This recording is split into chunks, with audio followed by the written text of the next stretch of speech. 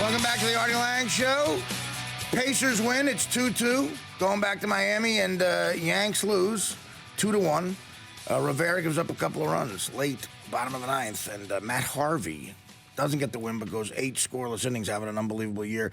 We're sitting here with Joey Wahler talking some Rutgers sports, and we were talking about, how the political correctness, how it's getting involved, and even in the younger ages. And, John was talking about how his kids play soccer. They don't keep score. Nobody yells at anybody. Right. And how that's just not preparing these kids for the real world. The first time I tried stand-up as an adult, I bombed. And no one came up to me and said, "Oh, that's fine, Artie. Next gig, we're going to give you $5,000. Because, we're not here to judge you. We're not here to judge you, Artie. Everyone here thinks you're funny, even though you sucked." No, that's not how the real world is. No, in a way, what about that aspect of it, Joe? Yeah, I think you got to keep it real to a certain extent, because I'm a great example. I was never a good athlete, admittedly. I played. You look like you're in good shape. You never played. I appreciate it. I fake it well, but I played 1 year of Little League, and I made the mistake looking back. I played 1 year of Little League at age 12. Okay, and so the oldest you could be. Yeah, it turned out that I was in over my head, because I'd played ball, in the schoolyard. I'd never really played, quote, organized baseball. And I'll never forget when you talk about how now, there's leagues where, and teams where, for the little kids at least, they all get an award no matter who wins and who loses. Well, that wasn't even true. And I joined Little League 1976. There was training league, minor league, then major, and no one got. You had to win. You kept score, and Well, Not I can the case recall anymore. No, that's for sure. And I can recall I went through. Here's how bad I was. The entire season, I didn't get a single hit, and my shining moment in Little League was I made a great catch one Saturday morning, bright, sunshiny Saturday morning. You're literally like Lupus in Bad News Bears. Absolutely. Exactly what happened. Modern day Lupus. I'm playing center field, and I could field. I just couldn't hit a lick. Ball is hit to the gap in right center field. I go back into my left, shading from the sun, reach out, dive, sprawl across the turf, look into my glove, and amazingly, the ball was in there. Nice. Third out of the inning, right? Best case scenario, because now I get to run in as a big hero. Crowd is cheering, all 15 of them.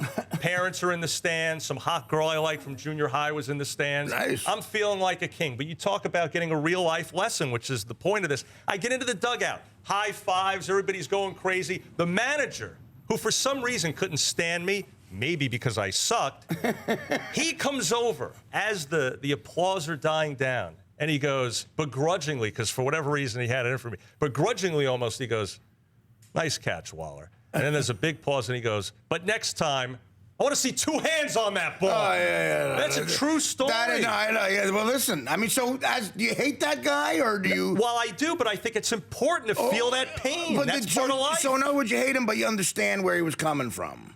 In a way. I don't know if I understand where he was coming from. To do that to a 12-year-old kid, that's a little, you might have psychological. At least he didn't call me a whore and alcoholic. Yeah. But where does that's the point. Like, that language, whore, alcoholic, where does that come from? Where does that come from? Yeah, it's crazy. It's crazy that it gets that extreme. Well, John wanted to talk about Learning disabled, too. Learning disabled. That's a rough one. Yeah, learning disabled, you would think that alone might, get this Julie Herman at Rutgers in a lot of sounds like trouble.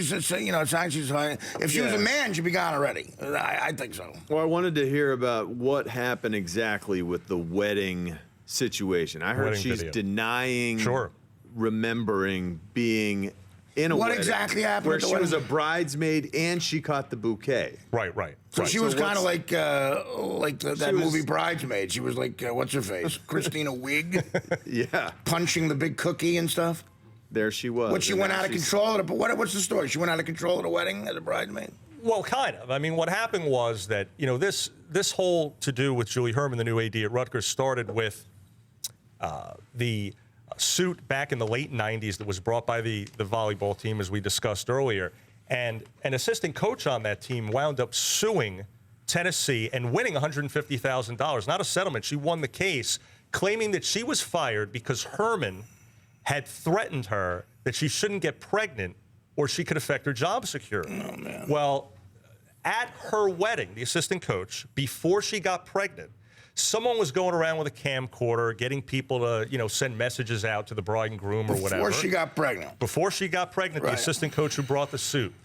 And now parts of this videotape have come out. And at first, there was only word that there was a wedding video involved with this case. And when Julie Herman was introduced as the new Rutgers AD, she stood up at the podium. A reporter said to her, "We understand that the woman who brought that suit against you guys at Tennessee, that there's a wedding video where you're telling her she better not get pregnant." And she laughed. She went, "We do that again, Artie, just so we're clear." She went, "Very nice." Thank you. And she said, quote, "There's no video, trust me." Well, there's not only a video, but on the video you see three things. So she's mentally ill. It's just it's not to be believed. The first thing that you see on the video, because it's been edited, kind of like the Rice tape, but you see everything you need to see. Three things. The first thing you see is she sends this message out to the person behind the camcorder, where she says to the assistant coach, who's about to have her wedding night later that night, she says, "Hey, have a good time tonight." It seems like she might be a little tipsy. She says, "Hey," I'm paraphrasing, but basically she says, "Hey, have a good time tonight, okay? But not too good, because when you get back, we don't want any surprises, if you know what I mean. We don't need any babies around the office, okay?" And then the second thing you see is, as John alludes to, is her and her husband having sex. Just about everything but that.